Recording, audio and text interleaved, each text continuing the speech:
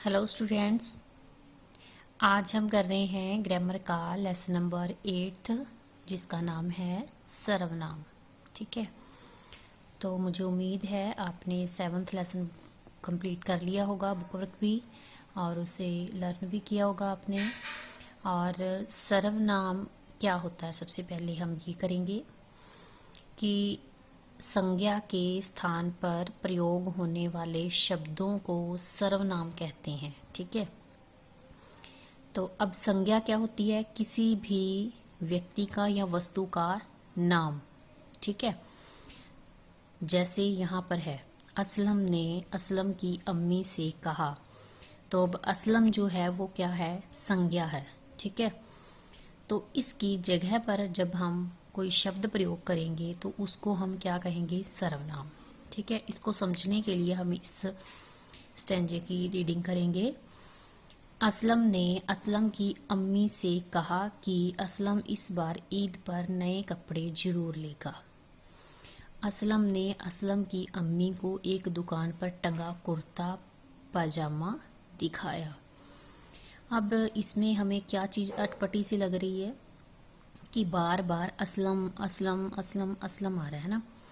तो इसकी जगह पर हम क्या शब्द प्रयोग कर सकते हैं कि हमें बार बार असलम शब्द का प्रयोग ना करना पड़े? वो क्या होगा? सर्वनाम। ठीक है, क्योंकि वो संज्ञा के स्थान पर प्रयोग होगा ना। तो असलम ने अपनी अम्मी से कहा कि वह इस बार नए कपड़े जरूर खरीदेगा। उसने अपनी अम्मी को एक दुकान पर टंगा कुर्ता पजामा दिखाया। तो इस प्रकार हमने यहाँ पर अलग अलग शब्दों का प्रयोग किया, लेकिन बार बार हमने असलम शब्द का प्रयोग नहीं किया।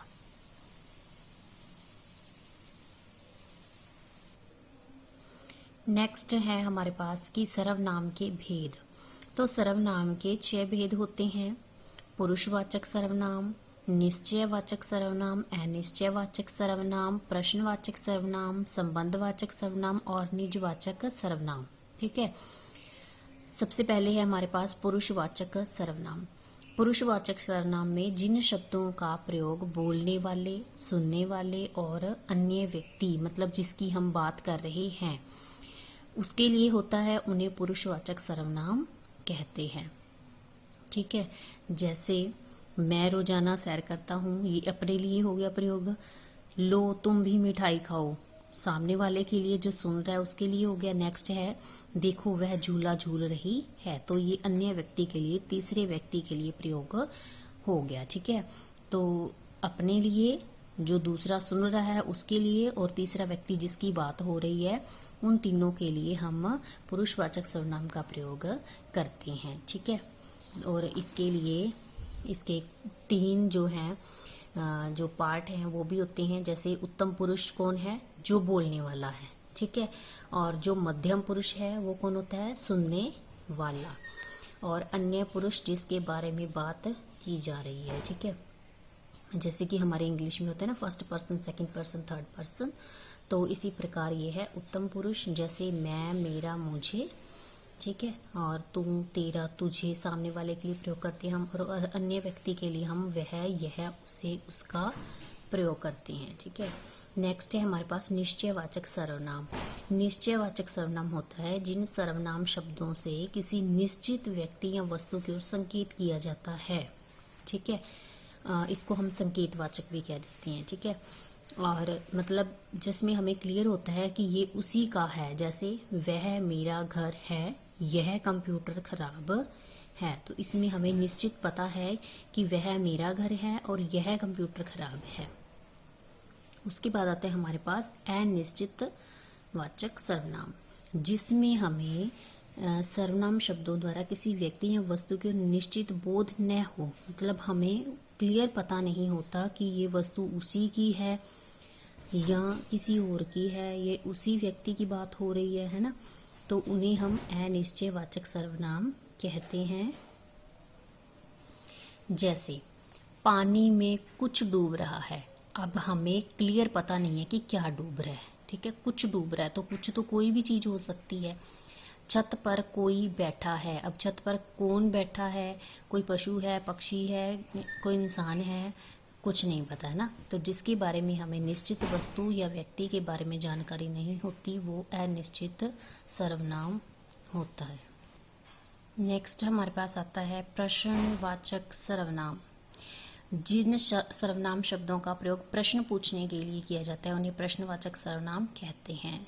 जैसे तुम क्या कर रहे हो, मीनू यह उपहार कौन लाया। एक तो इनके पीछे हमेशा प्रश्नवाचक चिन्ह लगा रहता है, ठीक है, और इसमें कौन, क्या, किसे, किसका, इस प्रकार से जो प्रश्न पूछने वाले जो शब्द हैं वो इसमें आती हैं, ठीक है। उसके बाद हमारे पास आता है संबंधवाचक सर्वनाम। संबंधवाचक सर्वनाम क्या होता है, जिसमें सर्वनाम शब्दों द्वारा वाक्य के अन्य सर्वनाम शब्दों से संबंध जोड़ा जाए, उन्हें संबंधवाचक सर्वनाम कहते हैं। कि शब्दों का आपस में सर्वनाम शब्दों के साथ संबंध पता चलता है। जैसे जो पहले आएगा वह पहले पाएगा, मतलब कि जो पहले आएगा उसका संबंध किसके साथ है, कि वही पाएगा, ठीक है। जैसा करोगे वैसा ही फल पाओगे, ठीक है। जैसा करोगे वैसा भरोगे। तो अब दोनों का संबंध, जैसा और वैसा का संबंध, बाकी शब्दों के साथ संबंध जो है हमें पता चल रहा है। अगर हम वैसे कहें कि करोगे भरोगे, करोगे ही फल पाओगे, तो हमें इन शब्दों से किसी भी बात का अर्थ क्लियर नहीं होता, ठीक है। तो जो करेगा वो ही भरेगा, जैसा करोगे वैसा ही फल पाओगे। तो शब्दों का आपस में संबंध पता चल रहा है, ठीक है। नेक्स्ट है निजवाचक सर्वनाम। निजवाचक सर्वनाम कि जिन सर्वनाम शब्दों का प्रयोग अपने या स्वयं के लिए किया जाता है, ठीक है, कि बोलने वाला जो है वो अपने लिए प्रयोग करता है, वो होते निजवाचक सर्वनाम। जैसे मैं खुद स्टेशन आ गया, अपना काम स्वयं करने की आदत डालो, या मैंने अपना काम स्वयं किया, ठीक है, मैं अपने आप कर लूंगा। तो ये शब्द हम किसके लिए प्रयोग करते हैं, अपने लिए, खुद के लिए प्रयोग करते हैं, उन्हें हम निजवाचक सर्वनाम कहते हैं। तो इस प्रकार ये आपका सर्वनाम का लेसन था, जिसको आपने रीड भी करना है, समझना है, और इसका बुक वर्क कंप्लीट करना है, और आपने बुक वर्क को लर्न करना है, ठीक है। जो भी आपका बुक वर्क हर लेसन का है उसको साथ साथ आप एक बार रिवीजन करते रहो, क्योंकि आपको एग्जाम में इस तरह के क्वेश्चन जो हैं वो आएंगे, ठीक है। ना कि सिर्फ ये आएंगे कि सर्वनाम किसे कहते हैं या इसके भेदों के नाम लिखो। आपको इस प्रकार से सेंटेंस दिए जाएंगे, आपने उसमें से देखना है कि ये कौन सा सर्वनाम का भेद है, ठीक है। या फिर इस प्रकार से आएंगे कि आपने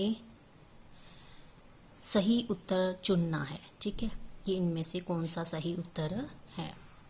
okay students, have a nice day.